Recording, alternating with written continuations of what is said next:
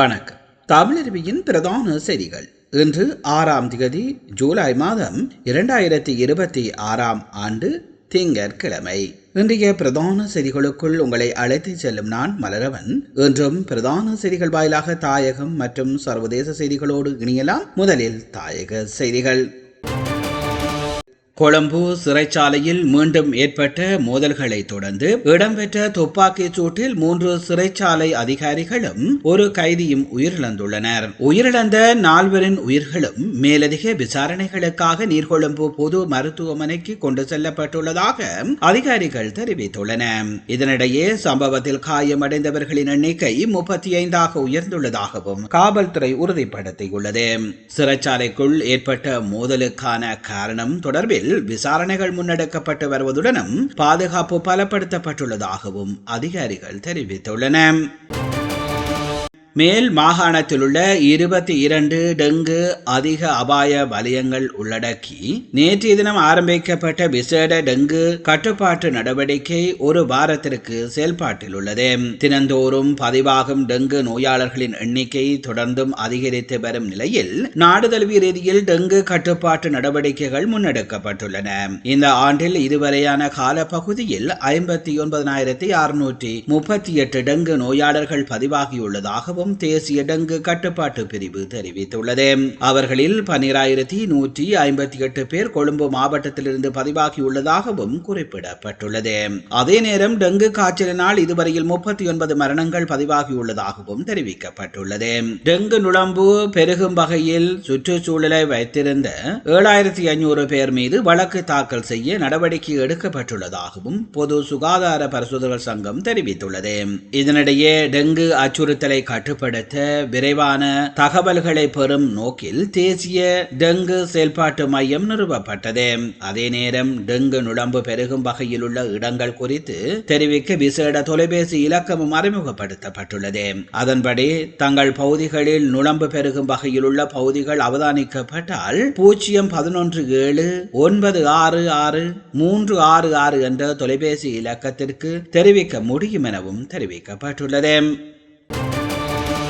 கடந்த 2022ஆம் ஆண்டில் அப்போதைய ஜனாதிபதி கோட்டபாய ராஜபக்சவினால் கொண்டுவரப்பட்ட இயற்கை உர திட்டத்தை முழுமையாக அளித்தது முன்னாள் சபாநாயகர் அசோக ரன்பலவே என ஐக்கிய மக்கள் சக்தியின் நாடாளுமன்ற உறுப்பினர் பிரசாத் சிறிவர்த்தன பகிரங்கமாக குற்றம் சாட்டியுள்ளார். ஐக்கிய மக்கள் சக்தியினால் மாபெல்லவர பகுதியில் ஏற்பாடு செய்யப்பட்டிருந்த கூட்டத்தில் கலந்து கொண்டு உரையாற்றும் போதே அவர் இதனை தெரிவித்துள்ளார். இயற்கை உர திட்டம் ஏன் தோல்வியடைந்தது என்று நான் முன்னாள் ஜனாதிபதி கோட்டபாய ராஜபக்சவிடம் நேரடியாக கேட்டபோதே அவர் இந்த உண்மையை ஒப்புக்கொண்டார். கோட்டபாய ராஜபக்சவிற்கு தெரியாமல் இந்த இயற்கை உர திட்டத்தை முழுமையாக பொறுப்பேற்று தனது நிறுவனத்தின் ஊடாக அசோகர் அதனை பேச்சுவார்த்தை மேசைகளில் அமர்ந்து கொண்டு கோட்டபாயவிற்கு அவரே முழுமையான நம்பிக்கை அளித்தார். ஆனால் அவர் ஜேபிபியின் முக்கிய உறுப்பினர் என்பது கோட்டபாய ராஜபக்சவிற்கு தெரிந்திருக்கவில்லை. தேர்தலில் தோல்வியடைந்த பின்னரே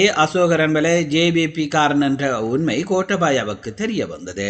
அரசாங்கம் ஆட்சிக்கு வருவதற்கு முன்பே திட்டமிட்டு செயல்பட்ட இந்த சதி திட்டத்திற்கு பிரதி உபகாரமாகவே அசோக ரன்பலவுக்கு சபாநாயகர் பதவி வழங்கப்பட்டது. தற்போதைய அரசாங்கம் ஆட்சிக்கு வருவதற்கு முன்பாக ஜேபிபியினர் ஊழல் செய்யவில்லை என்று கூறுவது முற்றிலும் தவறானது.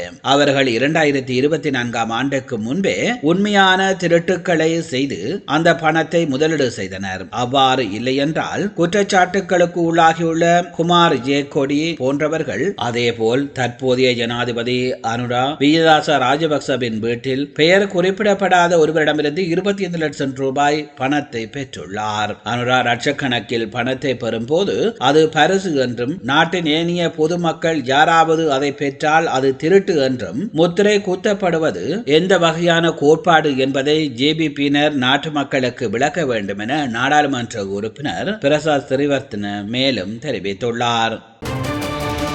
நேர்கள் நீங்கள் பார்த்துக் கொண்டிருப்பது தமிழருவியின் பிரதான செய்திகள் வாயிலாக தாயக செய்திகள். இனி தொடர்ந்து இடம்பெறுபவை சர்வதேச செய்திகள். தனக்கு எதிராக குடைச்சல் கொடுக்கும் முன்னாள் அமைச்சர்களுக்கு எதிராக எடப்பாடி பழனிசாமி புதிய வியூகம் வகுத்துள்ளதாக அதிமுக வட்டாரத்தில் பரபரப்பாக பேசப்படுகிறது.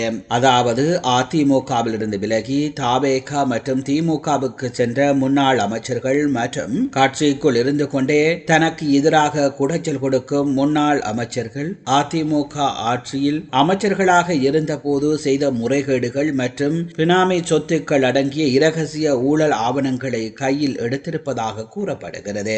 இந்த ஆவணங்களை எடப்பாடி பழனிசாமி டில்லி பாஜக தலைமைக்கு இரகசியமாக அனுப்பியதும் அதன் மூலம் அவர்களுக்கு குடைச்சல் கொடுக்க திட்டமிட்டிருப்பதாக தகவல்கள் வெளியாகியுள்ளது.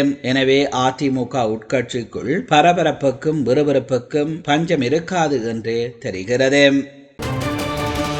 உக்ரைன் தலைநகர் கீவ் உட்பட பல்வேறு நகரங்கள் மீது ரஷ்யா நேற்று ஏவுகணை ட்ரோன் மூலம் தாக்குதல் நடத்தியது. இந்த தாக்குதலில் 9 பேர் உயிரிழந்துள்ளனர், மேலும் 46 பேர் படுகாயமடைந்துள்ளனர். சர்வதேச தடைகளை தாண்டி வடகொரியா தனது அணு ஆயுத உற்பத்தியை தொடர்ந்தும் அதிகரித்து வருகிறது. வடகொரியாவில் ஏவுகணையின் உற்பத்தியை அடுத்த 5 ஆண்டுகளில் 2.5 மடங்கு அதிகரிக்க அந்த நாட்டு அதிபர் கிம் உத்தரவிட்டுள்ளார். மேலும் அதிபர் கிம் உத்தரவின்படி வடகொரியாவின் கடற்படை அணு ஆயுதமாக மாற்றும் நோக்கில் அதிநவீன போர்க்கப்பல்கள் உருவாக்கப்பட்டு வருகின்றன. இதனிடையே வடகொரியா கடற்படைக்கு சொந்தமான சுமார் 5000 டன் எடையுள்ள காங்கோன் போர்க்கப்பல் கடந்த ஆண்டு விபத்தில் சிக்கியது. அந்த போர்க்கப்பலை பழுது பார்க்கும் பணி தீவிரமாக நடைபெற்று வந்தது. அந்த பணிகள் முடிவடைந்துள்ள நிலையில் காங்கோன் போர்க்கப்பல் தற்போது மீண்டும் கடலில் இறக்கப்பட்டுள்ளது. இந்த புதிய போர்க்கப்பலில் ஏறி அமர்ந்து அணு ஆயுதங்களை ஏந்தி செல்லும் குரூஸ் ஏவுகணைகள் மற்றும் பீரங்கிகளின் சோதனைகளை கிம் யோங் அன் நேரில் பார்வையிட்டு அதிரடி ஆய்வு நடத்தினார். சோதனை வெற்றிகரமாக முடிந்ததை தொடர்ந்து இந்த அதிரடி போர்க்கப்பலை அடுத்த 2 மாதங்களுக்குள் முழுமையான இராணுவ பயன்பாட்டிற்கு கொண்டுவர அதிகாரிகளுக்கு அதிபர் கிம் உத்தரவிட்டுள்ளதாக தெரிவிக்கப்படுகின்றது. நீங்கள் பார்த்துக் கொண்டிருப்பது தமிழருவியின் பிரதான செய்திகள் வாயிலாக தாயகம் மற்றும் சர்வதேச செய்திகள். தாயகம் மற்றும் சர்வதேச செய்திகள் இத்துடன் நிறைவு பெறுகின்றன. செய்திகள் தொடர்பான உங்கள் அன்பான கருத்துக்களை கீழே பதிவு செய்யுங்கள். அத்தோடு எமது சேனலை உங்கள் உறவுகள் நண்பர்களுக்கு தெரியப்படுத்தி அவர்களை இணைத்துக் கொள்ளுமாறு அன்பாக கேட்டுக்கொள்வதோடு தொடர்ந்தும் தமிழருவியோடு இணைந்திருங்கள். மீண்டும் இன்னும் ஒரு பிரதான செய்திகள் வாயிலாக சந்திக்கின்றேன். அதுவரையில் நன்றி, வணக்கம்.